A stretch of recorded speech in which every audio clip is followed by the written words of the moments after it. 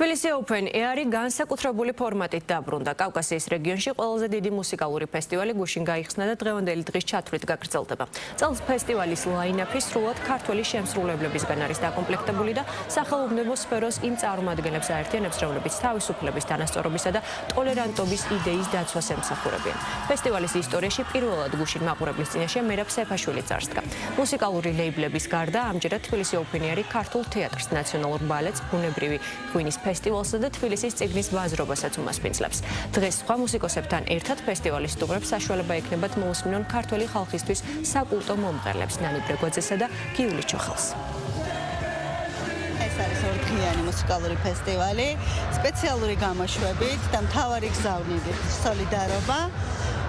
თბილისი Open Air-ი წელს განსხვავებული ფორმატით ბრუნდება იმით, რომ ორდღიანია და ამასთან ერთად სრულიად ქართული მუსიკალური პროგრამით არის წარმოდგენილი. გამორჩეულია იმით, რომ არის ძალიან საინტერესო მუსიკალური თანამშრომლობა სხვადასხვა მუსიკალური ჟანრების და თაობებს შორის და მე მგონი ეს ძალიან საინტერესო ექსპერიმენტია, რომელიც ძალიან დადებითად მიიღო თბილისი Open Air-ის მრავალრიცხოვანმა მსმენელმა. საინტერესოა და კარგია და ის განწყობაც ახლა რასაც უყურებთ ახლა რამდენი 1000 კაცი აქვს არც ვიცი რაღაცა მოლოდინი აქვს ყველას რაღაც ახლის რაღაც ეს კოლაბორაციები ყველას საინტერესებს და საინტერესოა თავისთავად რა თქმა უნდა და რაღაცა ქართულია იცით ეს წლევანდელი ფესტივალი უფრო ქართულია ვიდრე სტუმრებზე აგებული რა და ამდენად ინტერესიც მეტი გამოჩნდა.